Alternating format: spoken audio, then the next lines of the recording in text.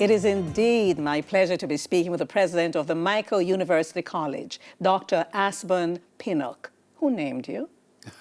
Actually, my grandfather, he had a friend who was Osborne Stern, Osborne Rupert Stern.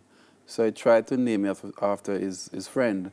However, somebody went to register me, and a few other letters got dismantled. But you speak it confidently, Yes. like when we met today. Right. Yes. The curriculum at the Brandon Hill All-Age School, what was it like, and how did it prepare you for your years to come? Actually, that curriculum was well-rounded. We did everything. We did art and craft, we did physical education, we did farming, we did the traditional maths, English, science. In fact, I didn't realize that there were no special classes held during the days for common entrance. We did our regular curriculum during the days. And after school, you went to scholarship class, which was common entrance class. And so I benefited from a holistic, curriculum, which I think is lacking today. And I would hope that we'll go back to preparing persons for life and not just for an exam. Because the exam preparation was different from your regular school curriculum. Preparation for life is key. Yes. Your preparation for, after you got your common entrance for Clarendon College, was quite something. Yes. Miss Edna, are you going to go outfit you out? Yes, we got the list from Clarendon College. I was a boarder, and so we had to prepare for boarding house. And so, grew up in the country, some of the things you don't really use. So, for example, you don't need slippers in the country, you don't need physical education, shorts and these things. And I only require one pair of shoes for church. But then you need shoes to wear on campus, you need school shoes, you need church shoes, etc. So she went to take me to buy these things. Where you went? Chapelton Market, because in those days, the market was also a boutique store, where you could go and buy from the ladies in the market. Now, she asked her sons to assist with my going to school because she was saying... Financing. Financing, yes, because she thought it would be unfair to go back to my parents to ask them for that because they are taking me as their own. And they agreed. So I don't know how she got the money and who gave her the money, but we went for that. All I was thinking about, because the khaki and everything was a given, I wanted a Earthman shoes. I wanted a Earthman shoes so badly. And we kept walking in the stores, and they're all $38, $39 at the time for Earthman shoes. $38 and $39 for a pair of shoes. Yes. Remember that. What year would that have been? That was 1978. All right, let's go. That was very expensive. Yeah. And so we got one to about $33. And the lady saw the agony in my face when she said she can't afford it. And she said, okay, tell you what, I'll give you for $30. And my grandmother said, not even $30. I only have $30. And the $3 is to buy lunch and the bus fare to return home. So she coaxed me on the head. And I can tell that she, almost cried. And she said, listen, tell you what, take the hush puppy shoes for $27. And one day, when you go to school, ensure you do well. And one day, you're going to have more shoes than you can read about. Do you buy lots of shoes now? Oh, Lord. So my wife is now complaining that blessing is causing her pain because she has no space to keep her shoes. So I have quite a number of shoes.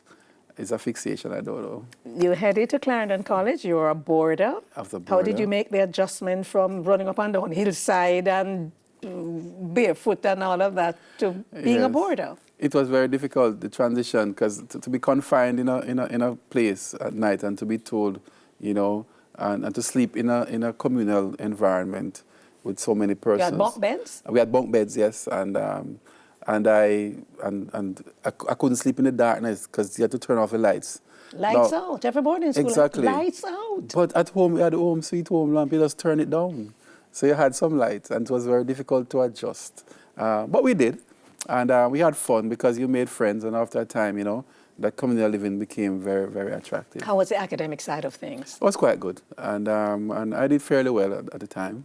You went to camp, and there was a little incident with a teacher's tent. Yes, I was a Boy Scout, and so we went down to a place called, I think it's Maho Gardens, it was called, way down in the Rocky Point area, to camp on the Guts River, I think, area there.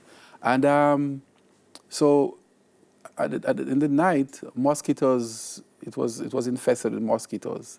And coming from country, I was resourceful. I knew what to do. Right. Now, we brought oranges from Danks in Clarendon down on the trip. D-A-N-K-S, brothers and sisters. Yes, D-A-N-K-S. Yes, we got our oranges, and so we had an abundance of orange peel. So I knew that if you burn them, you know, with a match and Citronella. Citronella. So I proceeded to show them how to do it. But I forgot that I shouldn't put it near to the tent. And so it was there, and the wind from the ocean and everything, and the river. And and of course it has fuel, it has oil.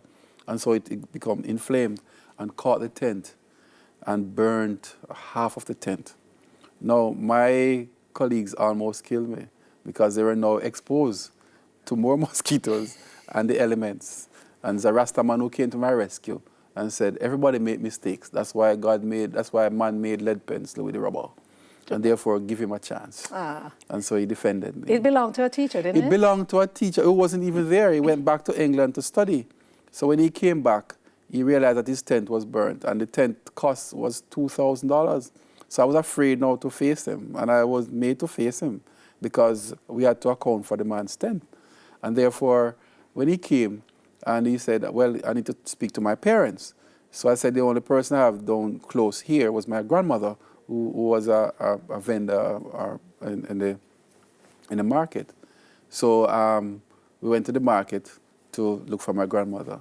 Then he realized that he knew her. And he said, oh, Miss Tuxie, is this your grandson? And she said, yes, what happened now? And she said, it's okay, never mind.